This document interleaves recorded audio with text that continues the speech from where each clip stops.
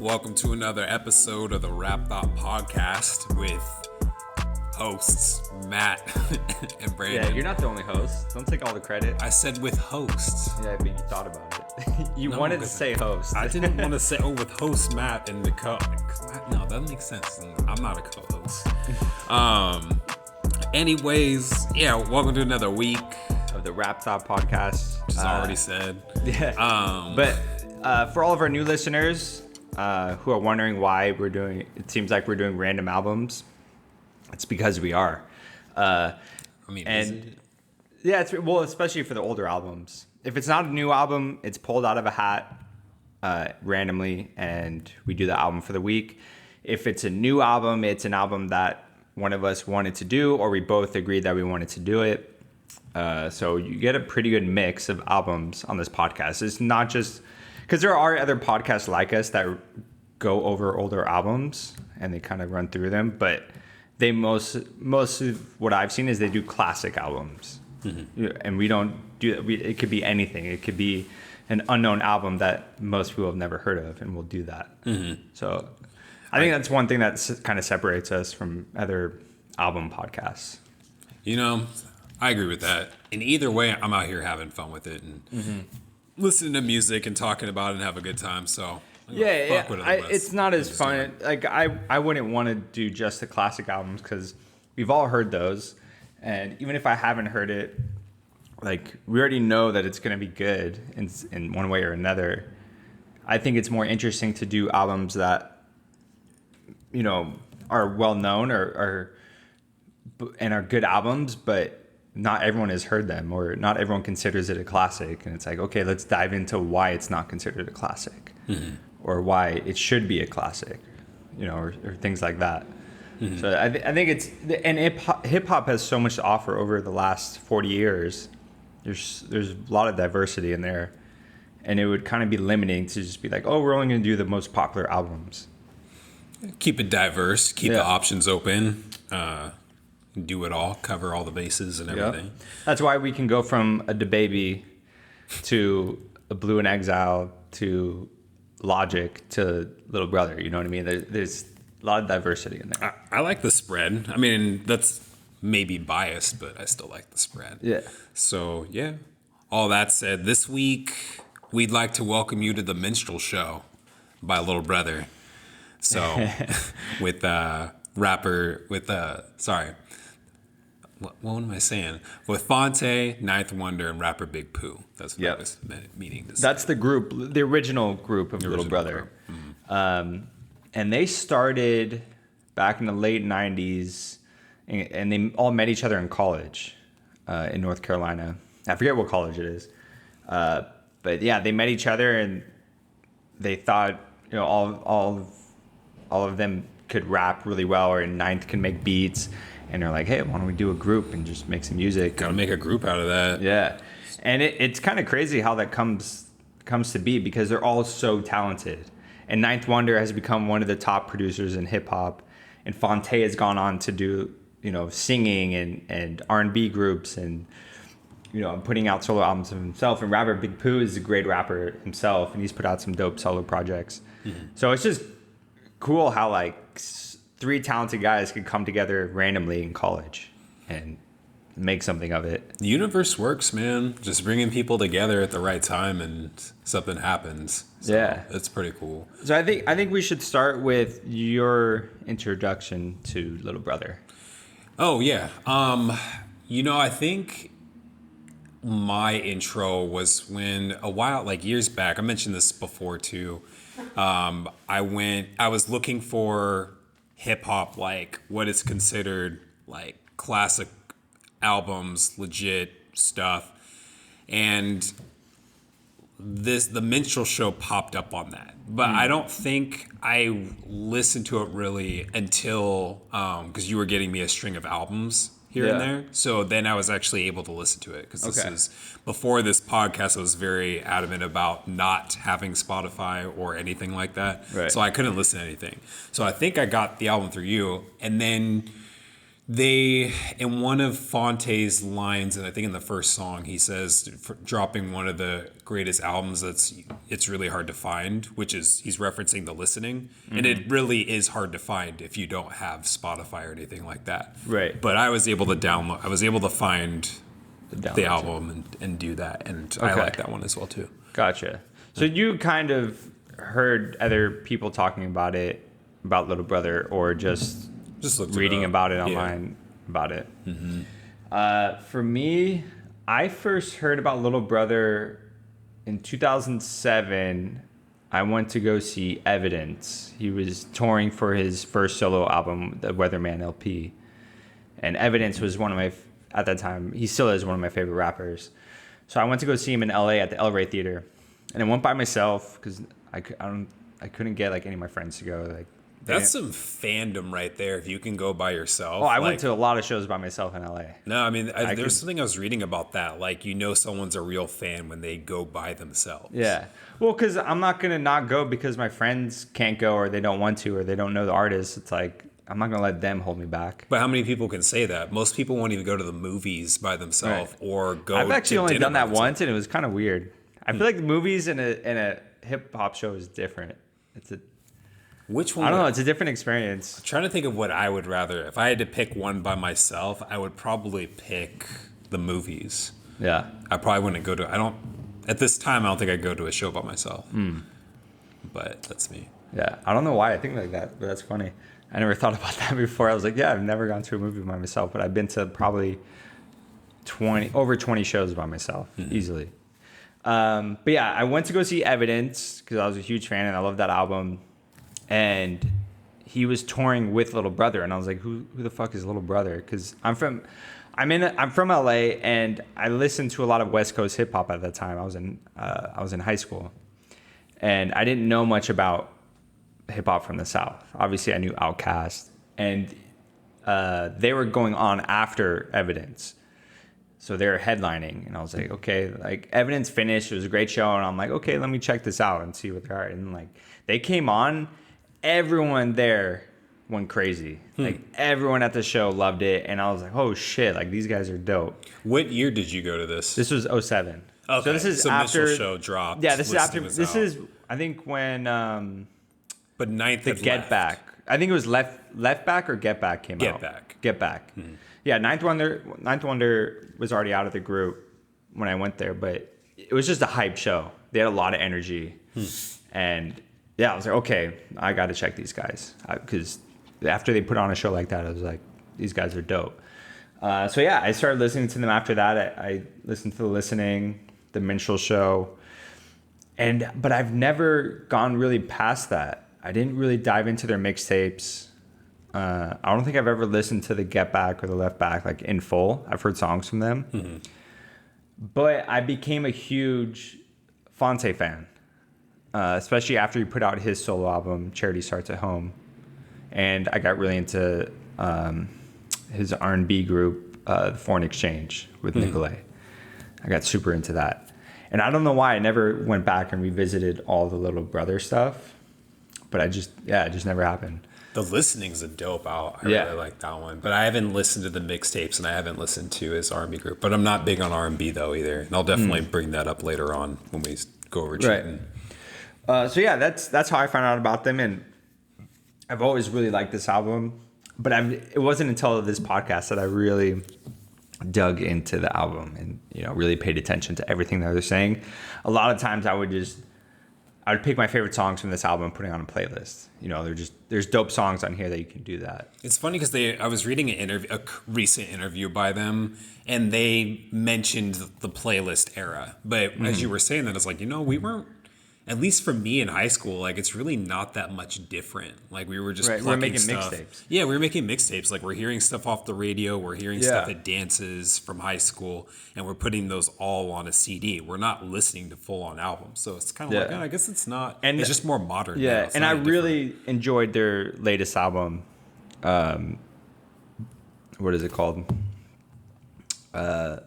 Thank You, We Got It From Here. May the Lord Watch. Oh, sorry. I'm thinking that's Tribe. That's Tribe. Tribe. May the Lord Watch. Yeah, amazing album. I loved it.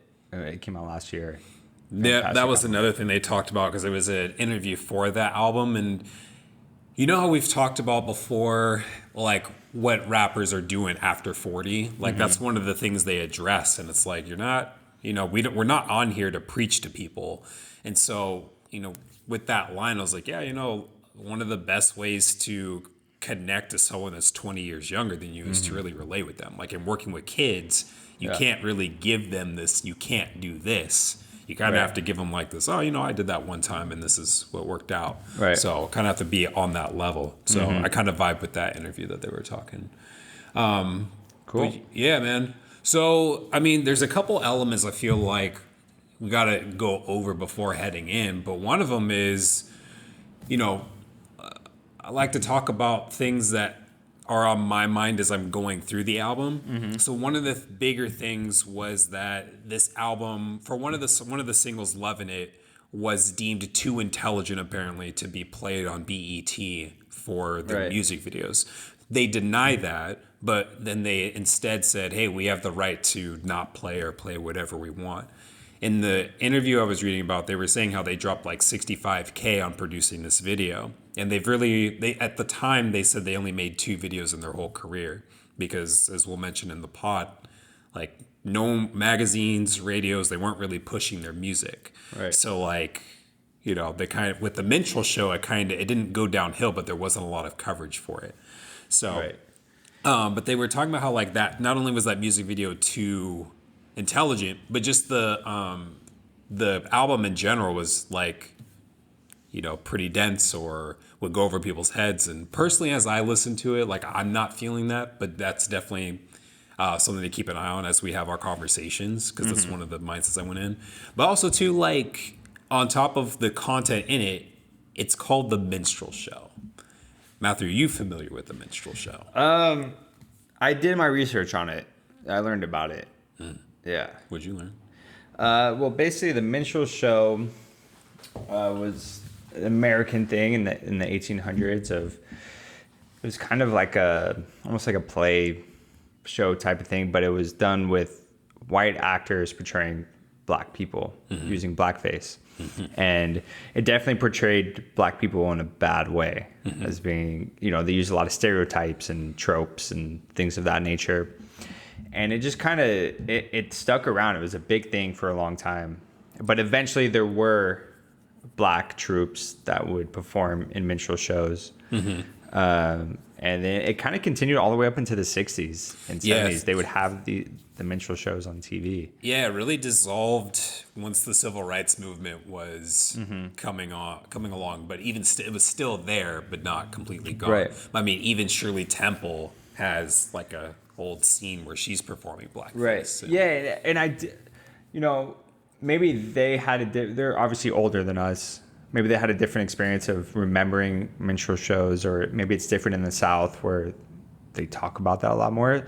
Being here, like I never really heard about it or heard it referenced or seen it. You know what, Matt? You're actually more familiar with certain things than you would know. Like if you think back to old, like I think it was like Looney Tunes. Oh yeah, cartoons. like old crows are always Donald Duck and yeah, like crows are always depicted as black people. Chihuahuas are always Hispanic. But like some of their old characters where it's Yeah. like, even like I don't know if you watch Dragon Ball Z, but even Mr. Popo, like characters that look like him where he's super dark and then he has these really big lips. But that's like, he looks like blackface. Right. And so that there's just characters growing up in cartoons where they're similar to it and portrayed. But yeah, so I mean, that was the other thing with this that people have said about this album is that like, being called the Minstrel Show, it takes a lot of, kind of takes the stereotypes and kind of flips them a little bit and it's really very satirical. yeah, but and that's the thing though, is that at least through most of my listening, and sometimes I learn more as I talk with you, like things just kind of come to fruition. Yeah. Because at the moment I'm kind of like, this album I didn't feel like went above my head. I didn't feel like it was too intelligent. But we'll see how we feel as we go through it. I think okay, so this is a loosely based concept album. The concept being that they're performers in the minstrel show. They have their own minstrel show. It's on the UBN network, which is U black N-word network, which is supposed to be a satirical thing on, that stereotype of rappers behaving a certain way and or whatever. Oh yeah, I get all that. I mean, it's Yeah. it's mostly portrayed through the skits and everything. Right, but I say loosely because their lyrics really have nothing to do with the minstrel show or the satire or anything like that. It's more to do with their personal lives. Mm-hmm. It's not interwoven into every song. It's there's skits in between that kind of hold it together, but not really. It's very loose concept. And that was another thing I read too, is that it seemed that the title kind of may have messed and interfered with things above the actual content in the album, where people were like, oh, okay, we're not, Atlantic Records, we're not really going to push this as well as maybe another, because they were like, well, we're all signed to this major deal now, but it's not happening. And it's looking like the title kind of like put me off from the album a little bit. Being titled The Minstrel Show? No, them in their lyrics on this album recognizing that they're on a major label, but they know they're not going to get the recognition that they deserve. That put you off from the album? Yeah, because it's like, why are you complaining about being on a major when you signed the deal? You know what you're getting into, and yet you're still complaining that you're on a major. And it's like you made the decision, and you're complaining that you're not popular yet, or you're not getting recognized, and you're not getting the respect that you deserve. But it's like, you didn't have to sign with them. You could have signed somewhere else where you would have been taken care of better or whatever. I think that's part of the problem, though, is that when you're like, let's talk about Blue for a second. But don't complain on the album. Complain after the album in your interviews, and on social media. Don't complain in the album. But they're making. What I mean? But I mean, I hear what you're saying, but like the album is being made over the course of year or two or so. So as they're putting out singles and things aren't happening as they think they should be, they're addressing those things. For me, that takes it away from being a better album than it could be. It doesn't mean it's not a great album. It is a great album, but for me, it's not a classic. It doesn't reach that pinnacle for me. How do you feel like it ages? I think the beats age really well. And I think most of what they're talking about ages really well. Let me go back. How do you feel like them complaining about their record deal ages to today? I mean, a lot of people complain about their record deals today. That's not a new thing. I just think it's their second album. It's their first major label debut. Don't make your debut about complaining. Make that your third or fourth album after you've already gone through this mess. After you've already gone through the major label thing. Maybe your third or fourth album you can complain about it, but not on your debut album. Okay. It seems kind of weird to me to do that, to go that route. I mean, I see. Because you're complaining while you're making the album, while your major label should be promoting it. It's like, well, if they hear that, they're not going to want to promote it. I guess the way I'm seeing it is that and I was saying I want to bring up Blue for a second. So like. Oh, wait, no, not Blue. There was someone. You said Blueface? No, Blue. Okay. Blue for a second. Gotcha. There was someone else that we talked about that they had signed to a major label, or that the lack of not signing to one, and how I am going to bring up Blue. We've talked about before through text messages of like, if Blue were signed to a major record label, he would push a lot more records and potentially be bigger than what he is now. Like he has a pretty solid following, but maybe he would reach out more if he were signed to a place such as Interscope. So he was signed to Warner, and what happened was everyone that he worked with at Warner Brothers, the president, his AR, everyone got fired. So all the people that signed him were no longer there. So he was like, and none of the new people that they hired cared about Blue. They're like, they don't give a fuck about him. They want to sell, millions of records. You can't push an underground artist and do that at that time. This is in 2009 or 2010.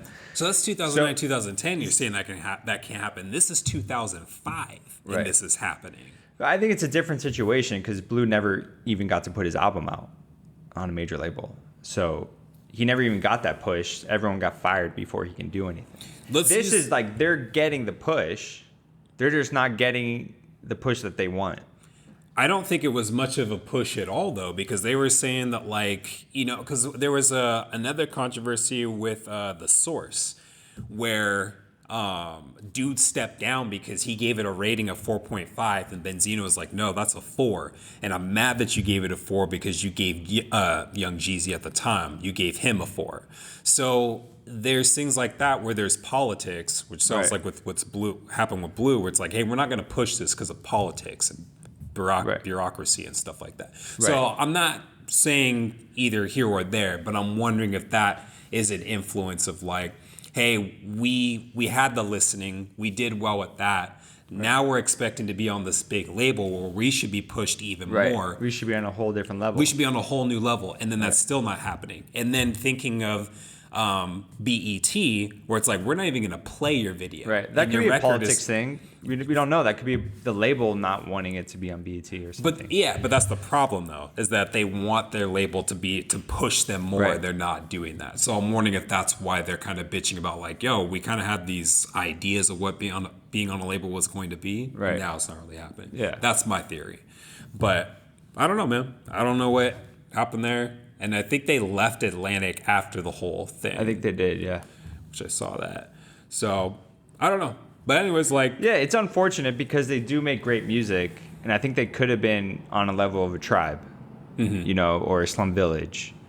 Or, you know, a little bit more popular. I don't know if Slum Village is as popular as Little Brother, but... Through other Tribe or De La Soul, maybe not as popular as them, but they could have been on the way to being a Tribe or a De La Soul. Through a couple on the same article I was reading, they kind of remind me of like the Sega Dreamcast, where they were ahead of their time. So because they were so far ahead of their time the time, that's a good connection. That they just fell off. You know, the Dreamcast had the online gaming for everyone. In fucking in the 90s. Yeah, 1999. Who was even trying to do that? Right. So that and it had the joystick controller, you know, with the triggers. Yeah. But then drop that 64 and it's game over because it had classics. But anyways, like, you know, because they in the interview, they were also mentioning how they worked with Drake when he was first coming out. They actually referenced him as Aubrey. And I was like, actor Aubrey from Canada. Who the fuck is that? Oh, Drake, my bad. So like how they work with Drake, and they worked with a couple other people that weren't big yet.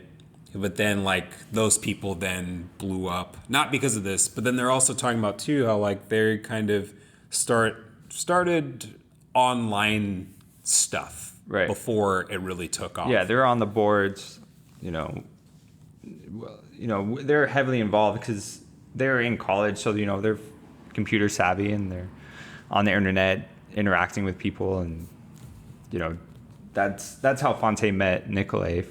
I think he's from Europe. I think that's how they connected online. Yeah. So shall we jump in? Yeah, let's jump in. Dude, how did Chris Hardwick get on here? I know, that was so random. I had no idea that he was on it. It doesn't really sound like him either. It doesn't. A couple years ago, I was like, is this actually Chris Hardwick? And so I was looking him up, but I couldn't find anything it's pretty random. tying him to it. But question for you. Is Chris Hardwick performing in blackface on this album? I don't know. I don't think so. He doesn't really sound like he's trying to be black. No, it doesn't have to do with being like sounding or anything, but just a portrayal. And so I'll bring it up. What about Peter Rosenberg? He's on it as well. Well, so I guess I asked this because they say performing in blackface tonight is Joe Scudder. And so, but he's not doing anything out of the normal unless they're making fun of him because he's a white rapper. Yeah. Partaking in something that's traditionally black. I don't know. Right. So, but there was a line, I'll bring it up later on, that Chris Hardwick says it. I'm like, okay, maybe he's in blackface too. I don't know. So, yeah, let's get into it. We start off with an intro. Welcome to the Minstrel Show. I like the intro. I like. It's a cool, satirical TV jingle, to start a show. With you got the singers and then the host coming in. Chris Hardwick's the host. That's why I was asking about him. Right. So it's a cool. It brings you into the concept right away. Oh yeah. It introduces you to it, but then it kind of quickly goes away once you get into the first song. It's like we're out of the concept now. We're getting into the the hip hop tracks. Yeah. So yeah, it intros the people that we're going to be listening to and everything, and as the host and everything, they kind of come back in between some skits. So we'll Right. have like I don't know, a random skit of selling stuff like at a store and everything and Right. whatever else. But then we transition to Beautiful Morning off of that. Yeah, dope intro song. I really love the beat on this. And they come out swinging, like they come out rapping hard. Beautiful Morning really just sets the stage because like you read the title and you're like, Beautiful Morning, like, yeah, this is a start of a new day. And that's kind of what they talk about in their verses. So Pooh kind of starts off talking about like, he's doing pretty good. He's still waking up, drinking because it kind of cope with some shit, and how family members are like asking him for stuff. And I feel that, not that I'm rich, but I try to cut off family members that only try to interact they're with to ask talking me for about stuff. it's a beautiful morning, like they're getting to do what they love to do, and they've hustled and they work to get there, and they're recognizing that they have the skills and they have the ability to rap full time, And which is, I'm sure it's a good feeling to know that. And they do throughout this album, they kind of, even though they talk shit about the label, at the same time they also say, hey, we made it, we signed to a major label deal, like we're good, like we accomplished what we set out to do. things are good. And I like Phonte's kind of, what do I want to call that? Like, I like his take on the day. Like, every day is another day to do the things I could have done the day before, but I didn't know I should have. I'm like, yeah, man, I guess maybe we were just talking about push-ups and stuff. Like, yeah, I didn't call my mechanic to work on my car. Like, I guess I should do that today. And it's just kind of like a new day to do things. Right. So Yeah, Phonte is amazing at those grown man raps. He's so simple, but he hits you like to your core of like being an adult and growing up and just trying to go through life. I really love this line. He says, because it would not be fair to turn my back on the struggle when that exact same hustle got me here. Or like, he knows that he had to struggle to get where he is, but he's not going to say, oh, I never went through that. Like, I made it. Like, he's going to recognize that he went through struggle, and he's going to continue to work to stay out of that struggle. He's recognizing where he comes from. And, I vibe with that because, my child was like extremely rough, but definitely I had some parts, but definitely this is where I really connect with Phonte, because it's like, yeah, I mean, if I didn't have those situations, I wouldn't be the person that I am today. And so I like who I am. So I like that. Yeah. What? There was something else I was going to say about that, and I totally forgot. Oh, yeah. I like how throughout the album, I feel like Big Pooh he'll say something, and you're kind of like, okay, that's cool. Like, I get that. And then Phonte kind of builds on it and elaborates further on it. And I really like that throughout this whole album. So yeah, I mean, they work really well together. Yeah. So yeah, the next track, The Becoming, this is a fire track. This is like, the beat is unreal. I think Ninth Wonder killed all these beats. Phonte's going hard, and they're basically talking about the beginnings of Little Brother and what they went through before they were in the group together. With Phonte talking about he was playing football in college, and he's like, fuck that, I'm gonna rap. And this and is join with Pooh and Ninth Wonder. kind of an elaboration on you mentioning, they met in college and stuff like that. This song kind of tells a little bit of how they met and when they got started. The beginning, the becoming. Sorry, The Becoming. It's a dope track to remind people of where they come from. Even because in their minds it is their debut album, it's their major label debut, so you kind of have to reintroduce listeners to who they are. Got to. But as we go along, this is where as Matt was talking about, the frustrations with the label starts to kind of pop up with Not Enough. But it's not just the record labels, it's kind of everything in general of no matter what I do, it's not enough for, I didn't even mean to do that. Whatever I do is not enough for you. Maybe that's the lyrics to the chorus. But they kind of talk about how like there's times like in music and everything going on that you want to quit, but you got to keep moving forward and whatever else, and just kind of like deflating when the radio kind of pushes garbage. Right. That's the other part that I looked up. So I had to look up in 2005. We were in high school at the time, but like what artists were hot around that time. And so, I meant to bring this up when we were talking about the label thing, but you have Young Jeezy, Chingy, Kanye, 50 Cent, Yin Yang Twins. That was kind of like the ringtone era. Yeah, that's when that started up. But you kind of just, I think as we get, and a couple songs will bring it up, but it kind of makes sense why those frustrations come up. It's like, okay, you have all this stuff that's not talking about anything, but it's not pushing us. Right. So I'll get back into that too. So yeah, they're frustrated on this track. It's called Not Enough. Like they don't want to take any more of the bullshit of being in the music industry.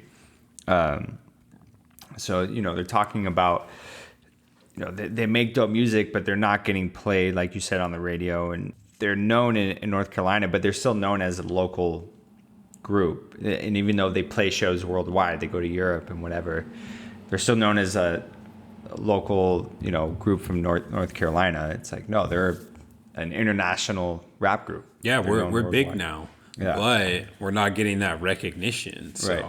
and getting shit on. So, but it is what it is. But next song, Cheating. How did you feel about this? Thoughts. Yeah, what are your rap thoughts on this? Man, put some rap thoughts on that. I don't like this song, but it's because But how did you not laugh the first time you heard it? Oh, it's funny as hell, but like this Yeah. is why this is what I think of an R&B. This is why I don't want to listen. This is why I don't really listen to R&B, because I'm like, this is what I hear. And this is a complete spoof on R&B. But it's like, yeah, you guys kind of nailed that, and that's why I don't listen to it. So it's just all this like, I got cheated on, or I'm not with this girl anymore. You got to Like, listen to his R&B. It's different. I'm not trying to hear that shit. So This I is don't- Piercing Miracles, so it's his alter ego. It's not Phonte trying to be serious or anything. It's very satirical. It is really funny. I do agree with you that I'm not so into it when I'm listening to the album as a whole, because it pulls me too much out of the album.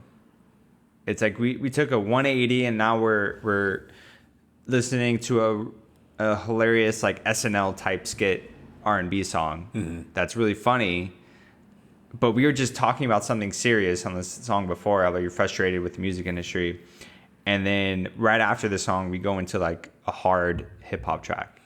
So it kind of jostles you a little bit when you're listening to it. It doesn't really flow quite well for me. It doesn't, but then I think it does at the same time, because it's similar to Channel Orange, where it's like you have this spectrum of different, like you're changing the channel on here, and there. This is the Minstrel show. So it kind of you just brought up SNL, where it's like we have this show of various different skits that don't necessarily flow together, but kind of make up this big picture. So the one thing I do get about the Minstrel show is it's a satirical view on your typical black family in America. And they're more making a satirical view on the music industry of R&B artists, rappers, things like that. Yeah. So, I think of because I grew up watching, Saturday Night Live, all of that, where it's like they would have a musical performance in there. So I guess I kind of thought of that. We're like, okay, Minstrel show, like a show like that, have a musical performance, and it's just completely like they're making fun of it. So I was like, okay, that makes sense. And it goes along with, it doesn't, but it does. It goes along with the other skits that are all done. I'm not mad at it being in there, because it is really funny, and Phonte is a really good singer. So it's not He's really good. it's not like he's a bad singer and it sounds bad. It sounds really good. But I can see I get what you mean when it sounds out of place. But I guess for me, it's like if I'm looking at it as a show, then it kind of fits in a way. But yeah, there aren't any other R&B songs on the whole album, so it is kind of strange. Yeah, Hiding Place, track 6, featuring Elzai, and at the time Elzai was in Slum Village. Yes. And the story is they're actually trying to get Jay Dilla on this track. Oh, you caught the same thing I did. I thought that was Nice. really that would have been sick if Jay Dilla was rapping on this. What's a trip though is that like they were saying because Phonte was saying in the video like yeah we were gonna work with him but he was sick but at the time which ended up being what he passed away from so it's like oh that sucks Yeah. so Yeah, but fuck man, Elzai fucking killed this. yeah it was cool hearing him talk about how they were like going back and forth making their verses and everything so it's like yeah it's kind of like yeah Big Pooh went and did his thing but like me and Elzai were supposed to be like rumored to go at it for a long time. So like we did it. He did his verse. I did mine. We went in the car. We kicked it, and then we did a couple more and went off of each other. And it was just like this respectful thing of getting all his verse out. Elzai is incredible to me. When he like his wordplay is insane. I love these lines. He says, keep N-words quiet like words librarians spoke. I'm arrogant, outlandish. Blow your face out and shake out the dandruff. The jokes won't make out the handprints. I'm as real as it gets with the steel and the clips. Buck and make N-words duck and kneel and do splits. And it's just like, dude, he's nuts. Like, because there's so many rhyme schemes in there. And it's fun to listen to him rhyme. And go back and listen to it again and kind of break down the rhyme scheme and go over it again because it's very intricate. You know? That's piecing a lot of stuff together. I mean, throughout the whole song, like I was trying to figure like what the song is about, but they're really just kind of having a good time. Oh, yeah, they're just spitting with it. They're just going at it. So, and I also loved Phonte's lines when he said, "I ain't worried about N-words biting Minstrel show. They still teething on the listening. Love Phonte's verse, talking his shit. Knows his influence as little brother."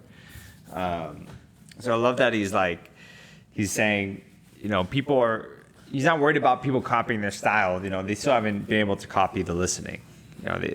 That's how, how much influence they have even with their first album. He talks about being copied later on too. So I personally like when certain elements kind of keep coming up because I feel like it makes the album a little bit more robust in what the concepts are about it. So we'll definitely be getting back into that again later too. Just like it's kind of just this recycled thing. Right. And I think also another reason why they're mad with the label of like, yo, we stand out, but keep hearing the same stuff over and over again. Right. So, this also kind of takes another turn where you have all certain songs and then it goes in a different direction. So then we have Slow It Down. So I like Slow It Down. Yeah, I really enjoyed the song as well.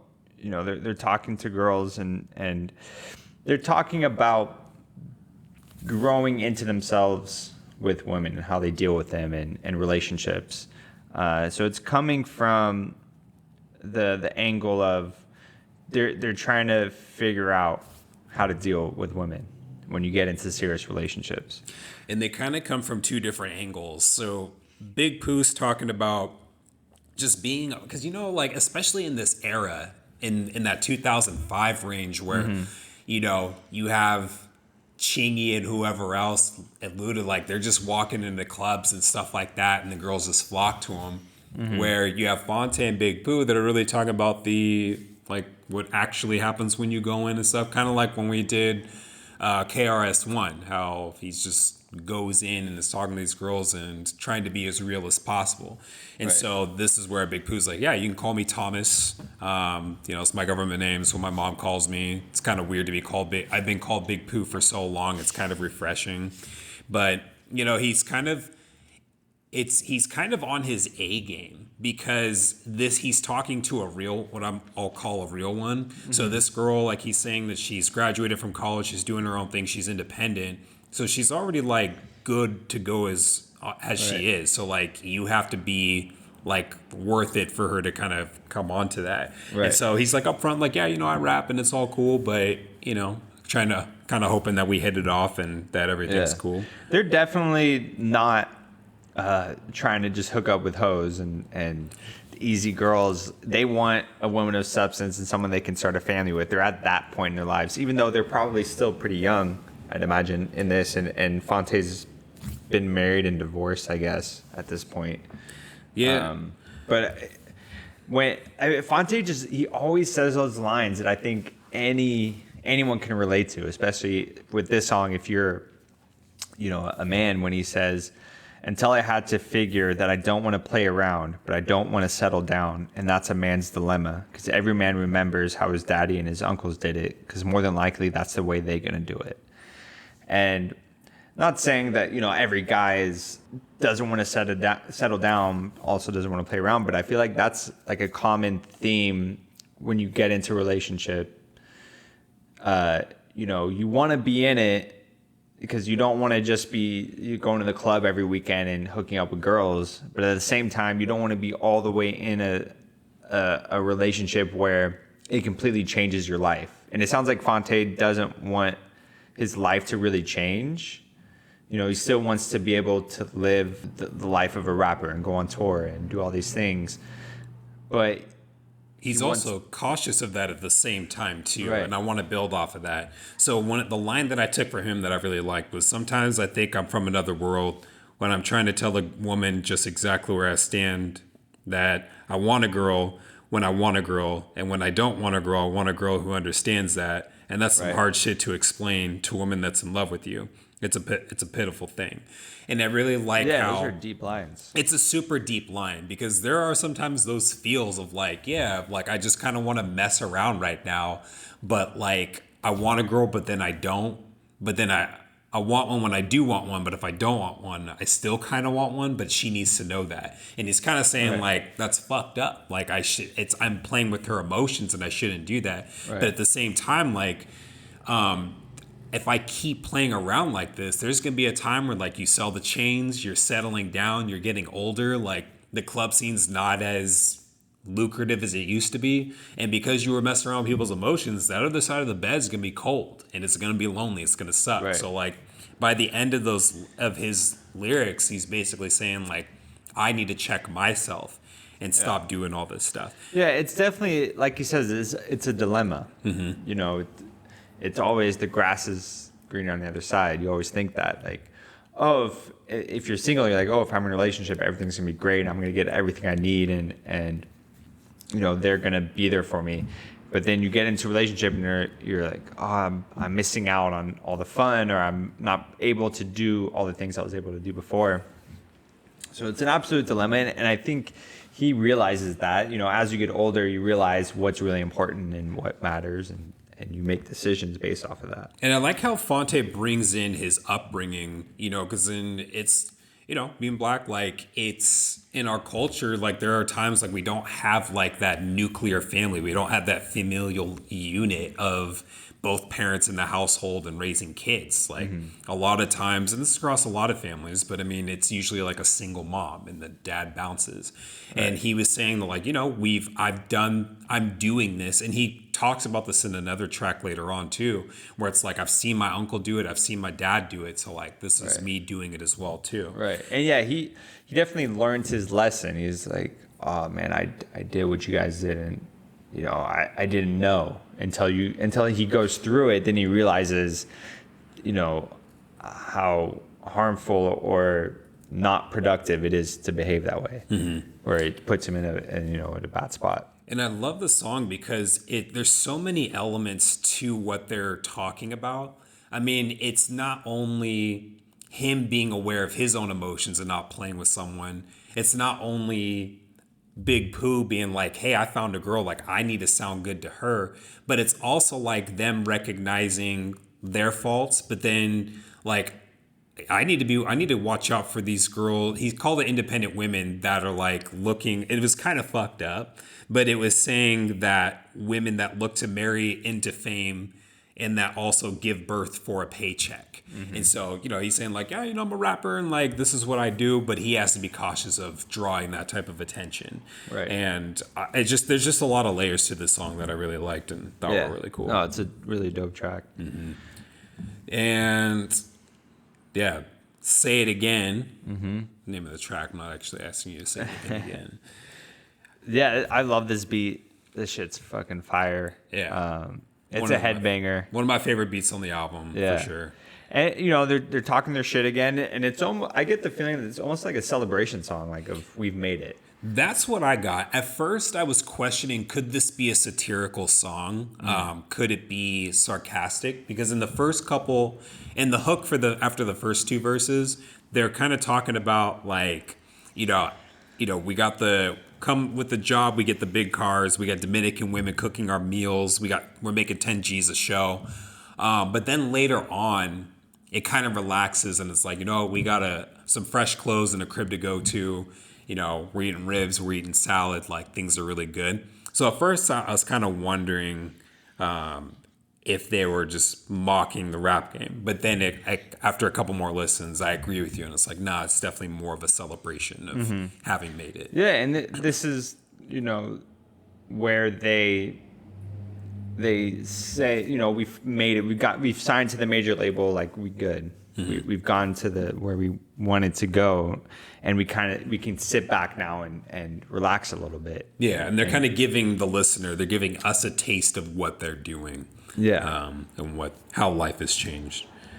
So, but then following that song, we have our first, maybe it's our second commercial, which leads into the skit Fifth in Fashion. And kind of starts off with some dumb shit of like, I broke the heel to my shoe and this and that. And then this guy's just selling a bunch of stuff. 2 for $15, 5 for $30, and all these things. And it's like a lot of stuff that like funny. gets people and everything. So I thought it was a funny skit at the end when he's like, we got everything, we got breast milk, we got and that's the thing that like I was reading and looking into is that it's like these stores that like attract these families, like they're really selling all these things to be flashy, but they're not selling anything substantial for you. Right. So what was the last album we did? That was Logic, and when he was in the skit where they're talking about like if you ask people what they actually want, because if the materialistic people like, hey, do you actually need that? They'd be like, oh, actually, I guess I really don't. So that's kind of reminds me of this skit where they're just selling a bunch of stuff you don't need. And really, well, I don't need that. But hey, we sell breast milk or whatever it was and other shit that you actually do need. And we accept EBT and all that other stuff and WIC. Right. And so you're kind of like, okay, like I guess I can. It's exploiting. It's exploitation at that point. Right. Getting people to spend money they don't need. Yeah, it was a funny little skit. That falls into the meaning of the minstrel show, of like satirical view on African American culture. Right. So I dig that. And then we go into the song "Lovin'" featuring Joe Scudda. I'm loving it. Not McDonald's loving it, but this is if Say It Again isn't my favorite track. Lovin' is probably one of my favorite tracks. Yeah, this is a great beat. Another great Ninth Wonder beat. Yeah, I like it a lot. And like we were saying in the beginning, they made a music video for this song and BET refused to play it. Yeah, and it's not really that intelligent. So okay. So let's talk about that. I played this song over and over. Out of all the songs on this album, I think I played this one the most. I watched the music video. The one thing, it's like they have a box representing Icy, Backpack, and 2 other things of like hip hop culture, which then they run over in the end with the car. But I mean, like, where in this song is it like, yeah, this is going over people's heads and they're not. I don't even think that they're gonna get it, but like I kind of took that as this is gonna make people think, so don't put this on the radio. Yeah. Did you pick up anything with that statement? No, I think the whole it's too intelligent thing. I think someone ran with that. I don't think that's the real reason why BET didn't play the video. It can't be that. It doesn't really make sense. Yeah.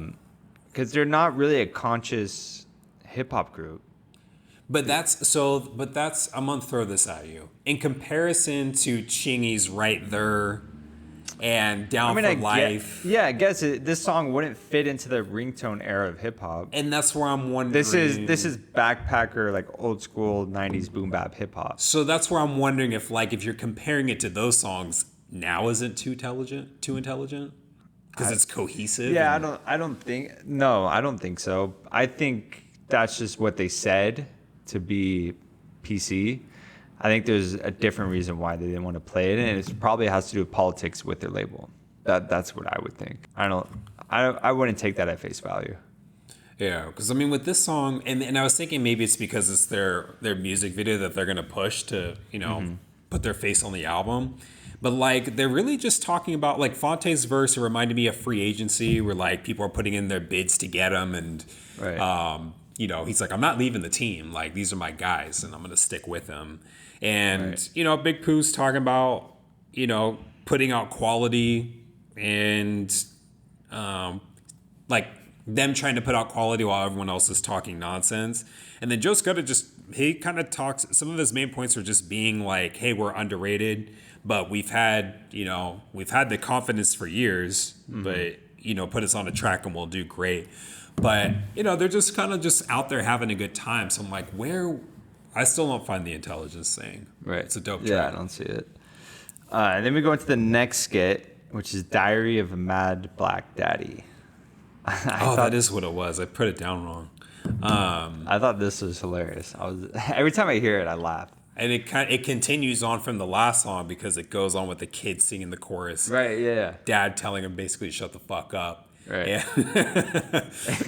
You loving those timetables? Bringing those L's home on your Better report loving that card? long division.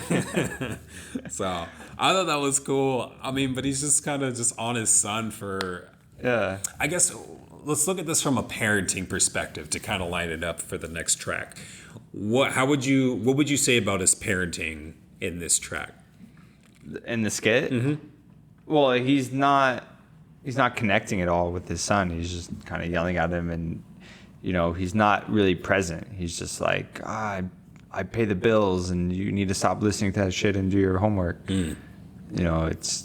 It's just he's not trying to connect at all to his son. No. So you're highlighting that there's not much of a connection at all between them, and like, hey, just do as I say, Right. no questions asked, and answer the phone too, which Right. ends up being for him anyways. And now I think about it, I was like, why would you ask a kid to answer the phone for you when there's no one calling him? Probably. Right. Just to tell him what to do.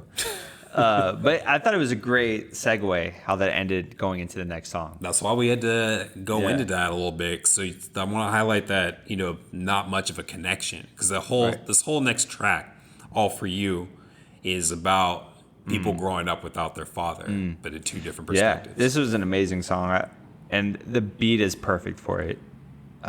It really brings you into what they're talking about. It's a very soft, welcoming beat, and it's soothing, and yeah, it's a heavy track. I mean, both Pooh and Phonte go into their relationships with their dad, and then being fathers themselves and things like that. Yeah, I mean, I like how they take, different parts of the same story. So, like, Fonte's just like, he's in the role of a little kid and waiting for his dad to call, who you get the feel that hasn't been there in 19 years. So, like, Right. He's waiting for him. He goes out with I'm assuming his brother, just the way that he painted the picture. He just mentioned a name Right. in there. And then he goes outside, they play some ball, and then he comes back, and then his dad actually picks up the phone, and they were able to talk a little bit. Yeah.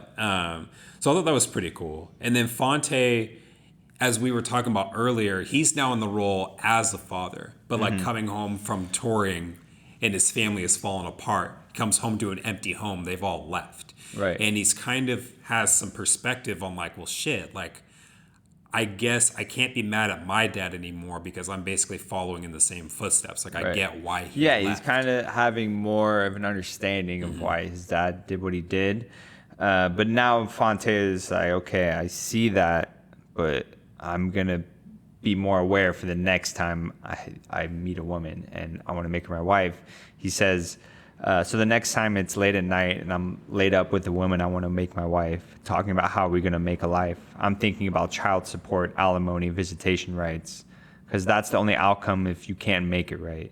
Pissed off with your children, feeling the same pain. So, Pop, how could I blame you because you couldn't maintain? I did the same thing. So he doesn't blame him anymore. He's not angry, but he's also like, he's wary and he's cautious. And he's like, if he meets a woman and he's like, okay, I love her, but if this doesn't work out, all I'm thinking about is, okay, what do I have to pay for child support? How are we going to deal with the courts and with the children? And it's like, it's all this shit that he has on his mind now. That's next level stuff. I mean, how long have you been with your girlfriend for? 3 years. I've been with mine for 12. And so, like, regardless of how long that is, we're both in our 30s. And I think that our standards, let's put our girlfriends to the side. In our 30s, our standards for looking for a partner are way different than they were when we were in our 20s, if not slightly different. But then now you think, okay, in our 30s, with the girlfriends that we had for a long time, our standards are even different if these weren't to work out. Now, fast forward to a couple years down the line, maybe you have some kids, maybe you guys make some investments together and it doesn't work out. Now you have even higher standards the next time that you're going to be back in the game. So for him to say that I'm looking at alimony, child support, and visitation rights, that's something I have never considered because I have no kids. But that's a next level thing in a relationship as he's reflecting on his relationship with his father, that he's considering, well, if I'm sleeping with this girl and things are going to get serious, these are the things I have to think about if I want to go down this road with this person. Like that's deep right there. Yeah, that's a lot of heavy stuff. You know, he's learning life lessons the hard way of following his dad's footsteps. He didn't learn the lesson by just watching what his dad did. He had to experience it for himself. And that's the other hard part, is that, like, he's acknowledging that there's this cycle that it keeps continuing. So it's like he grew up without his dad. He sees it in other members of his family. He's seeing it with Big Pooh. And so he thinks he's coming and going to avoid it. But then all he's doing is trying to provide for his family. And the same thing ends up happening. So now he's trying to, like, well, shit, how do I really prevent this from happening? So I just think that that's a lot to digest and think about. Yeah. So, yeah, it's a dope song. It's definitely something that a lot of people can relate to, and it's one of those more emotional songs on the album. Yeah, like, I mean, I was vibing with Big Pooh because, like, I went 30 years without knowing my dad, and you know, he's in the picture now, and it's cool. But you know, there is kind of those moments of, like, yeah, I wonder, like, what this dude's like or what he's doing. So, like, I've totally caught on with the song, was vibing with that. Yeah. So it was cool. But then 13, Watch Me, it kind of goes in we went deep, and then now we're going to come out of the water a little bit and not be as deep as that. But I don't know. For me, I think this is the only track not produced by Ninth Wonder, aside from the skits. It's produced by Crisis. I was interested in King Mez, who was featured on Dr. Dre's Compton album, and King Mez did an album with Crisis. Yeah, he's a dope producer. He's in the Justice League, which is a group of artists and producers. Justice League. Ninth Wonder. They also have a label called the Jamla Records. Jamla Squad. Gotcha. That's super dope with Rhapsody. So yeah, it's a super dope song. I love it. They're really dope lyrics on this. They're talking about, they want to reach fame and fortune, and they want to have those things, but they also don't want to lose themselves in it. They want to stay grounded to a certain extent. Phonte says, and if God propel us to the top, I won't go pop. No need to act a fool in public, because when you ego trip, you just lose your luggage. And well, I ain't got no time to play with ya. I'm Phonte, international stage ripper. So, he knows that if you get propelled to the top and there's ego and whatever involved, you can get tripped over that, and you can lose yourself to your ego and do things that you wouldn't normally do. We covered someone that talked about that too, where it's like, yeah, it definitely changed me. I don't know if that was Joyner Lucas. Yeah, it was in, like, the first track, in the first 5 songs, he's talking about how, like, the industry changed him and stuff like that. So, but yeah, they also mentioned too that, like, people didn't really believe in them, that they could do it, and they're out proving people wrong. But yeah, it was a cool track. It's not one of my favorites on there, but it's cool. 14, Sincerely Yours. When I first heard this song, and I think this is kind of a reach, but I heard Outkast Get Up and Get Out. And I was like really searching for what song. I was like, there's a song that sounds like I know it has CeeLo and I know it's Outkast, but they've done a bunch of songs with CeeLo and Goody Mob. So, but I got a hint of that in there. Yeah, Sincerely Yours is, it's only Big Pooh, and he's basically saying, I have a right to be in this group. I've seen what people have said of, do I even deserve to be in Little Brother? I'm not as lyrically inclined as Phonte, but he's like, no, like I am Little Brother. I deserve to be here, and no one can fuck with me. So it's cool. It's a good moment for Big Pooh because sometimes he does get a little overshadowed by Phonte.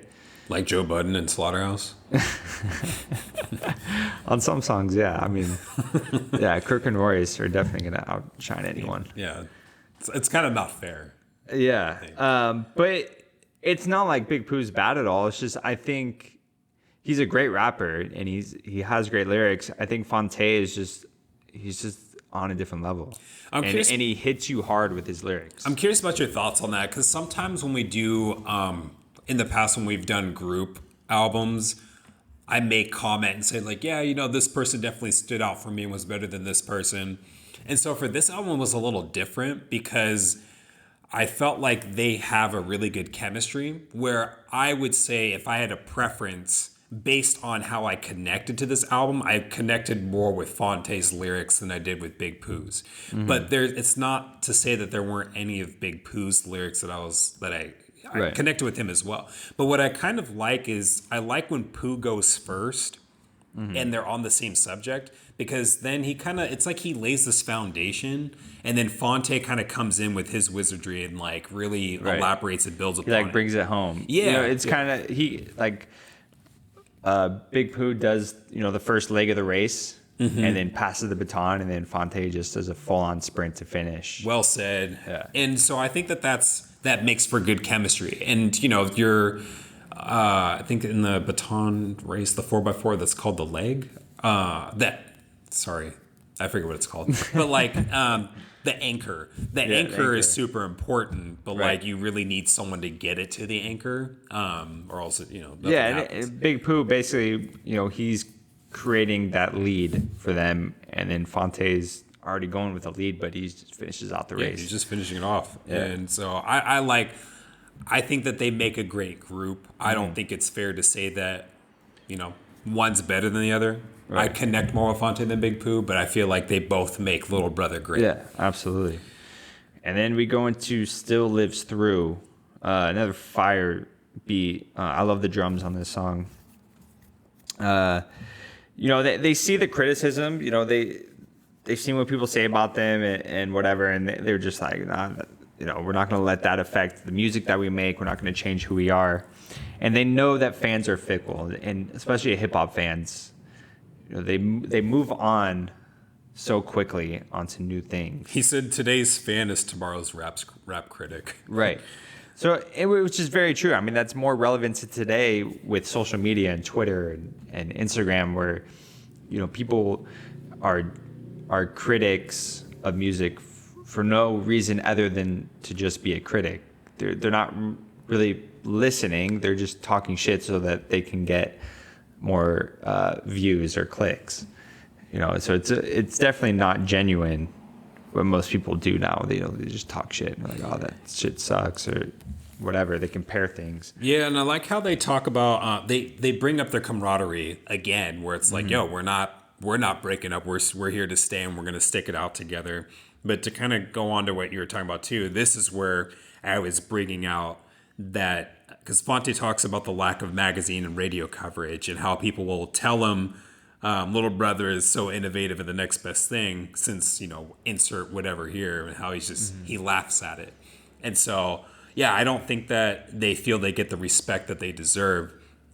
Right. And yeah, so I don't know. I like the track, like the Busta Rhymes sample in there too. Yeah, it's super dope. They'll call back to Tribe Called Quest. Yeah. So I gotta ask you this, Matthew. There was a line that says, "If y'all feeling this, y'all ain't gotta analyze it. This shit dope, so we ain't changing it up." How does that interfere with us analyzing this album? That's a problem. No, I don't think it applies to us because we are not analyzing it to be a critic or to review it. We're just analyzing it to understand it. So I don't think it applies to us. You think we're in the clear? I don't think they're talking to us. Yeah. No, we love the album.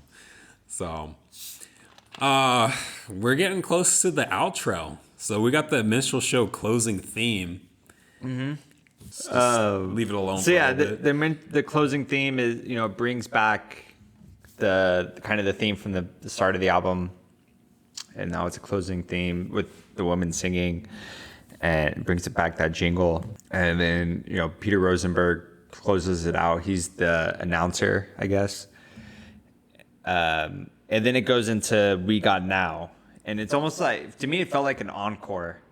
And that's like what the it curtains, was. Yeah, the curtains have already closed, but then they come back out one more time. Because at the end of the outro, they're asking, like, the crowd wants more. And I think it's Phonte that's like, yeah, you guys want one more. Yeah. So they come and deliver one more. But the song, kind of as you're getting into, like, it's not it's not necessarily a happy song, though, which I thought was kind of an interesting way to. Yeah, I think they're just uplifting. spitting on this. Yeah. Yeah. Phonte says, and I agree that everybody's a biter, but if you Xerox the style, then that's infringing on my copyright. And I thought that was really dope. That's where they're talking about being copy. Was referencing earlier, of like, keeping the same thing in rotation. And so he's talking about, he alludes to the game being recycled as there's no one saying anything that hasn't already been said, and how they're copying his style and kind of keeping it on rotation.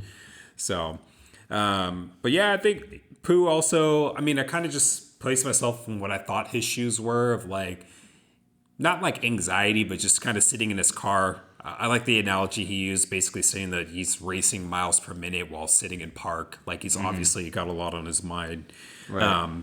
But just the stress of being in this moment of like, hey, we just made it big, but this fame can go just as quick as it came. And so he's kind of like freaking out on that a little bit. And I thought Sean Don killed it, his verse. It was a feature. Kind of interesting to have a feature on your last song. Yeah, I didn't but it was dope. I thought he killed it. But yeah, I think I mainly just took from Phonte and Pooh. Yeah. But yeah, man, that kind of wraps up the Minstrel Show right there. Yeah, that's the Minstrel Show. Yeah, it's a great album. I think for me, it's got great songs on it. I just don't think it has enough there to call it a classic for me. I think if they either should have leaned more into the Minstrel Show concept with your lyrics and going deeper into the satirical nature of why they think that way. Why do they think the industry is a minstrel show or whatever? You know what I mean? Like, go deeper into that concept, or they should have not had the Minstrel Show theme and just had like a dope hip hop album. Because I'm sure that's what happened at the label, is they kind of got put off with the Minstrel Show theme and the cover, and it definitely is. It takes you back to that time in America when we had blackface and things like that. And the label is probably like, all right, well, how do we promote this? Like, what are we promoting this as a satirical album, or is this a serious album? Is this, just a 90s boom bap album? Like, what is this? So I think it just didn't go all the way there that it should have. It should have went a little bit deeper. You know what? I just had a thought. I agree with some of that. I think it's unfortunate that the title of the Minstrel Show kind of capped where it could have been, and that people were not pushing it as much. I do agree and think that I would like to see more. If you're going to name it the Minstrel Show, and I don't want to say it's because the unfortunate part of it not pushing, but I would like to see more elements of actual minstrel shows to push within this album to make a point. So like really, because I mean, it's really only like a couple skits that really tag Right. into that. Right. I'm kind of disappointed that, the title preceded the actual content, because I feel like there's a lot of good substance in here. Like we're talking about relationships. I like how it talks about, acknowledging the hardships in Black families.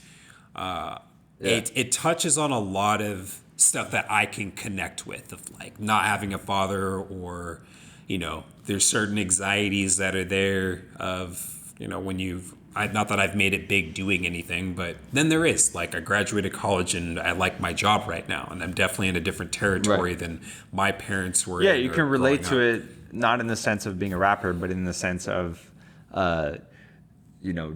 in my own personal life. in your own life, just accomplishing what you wanted to. Yeah, and I'm also not relating to it because it has anything to do with 1800s minstrel show. I'm just relating to it because of things that I have in common with them just overall. Right, So I would like to see, if you're going to name it the minstrel show, I'd like to see more elements from that.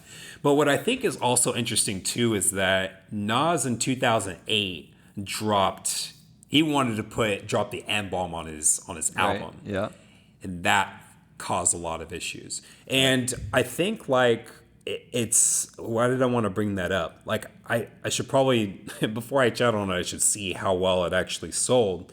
But I just remember that running through some roadblocks. So it seems, definitely, if you put some things on there that are controversial, they don't sell.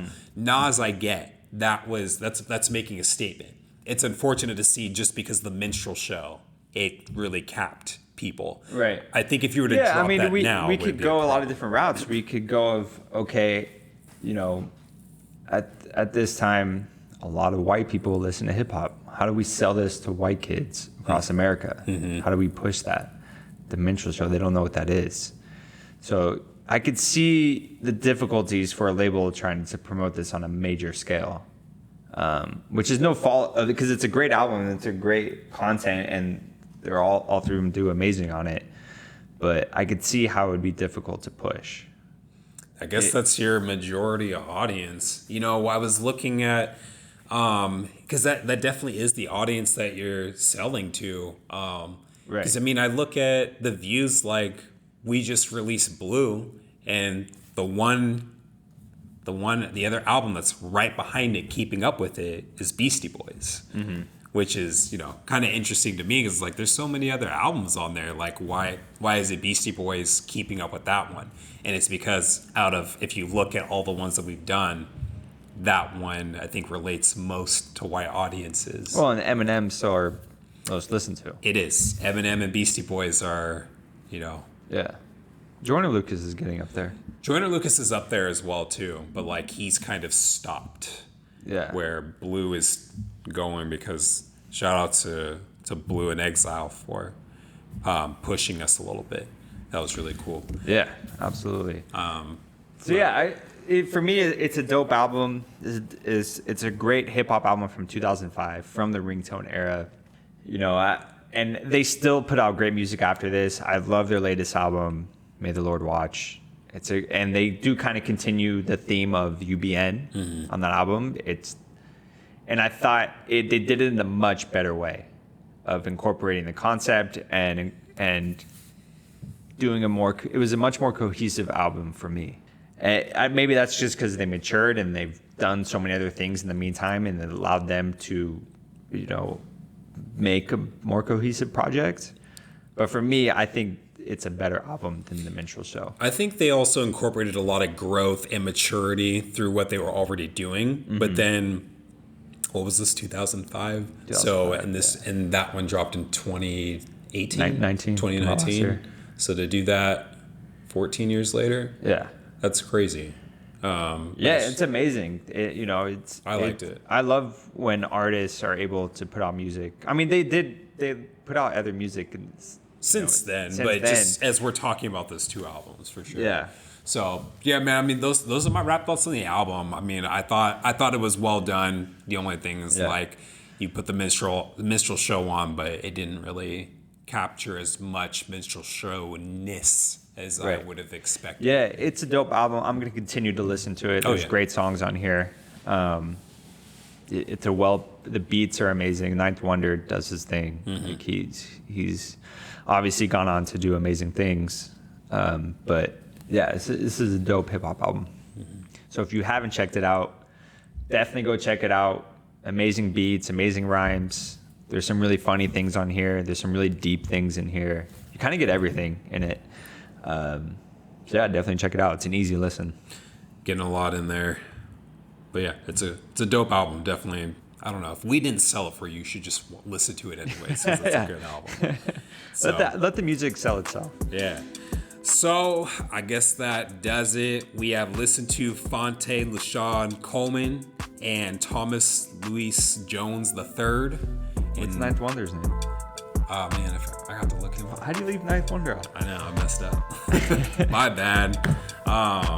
But thank you for tuning in to UBN, and we will see you for next week's program. Catch you on the flip side.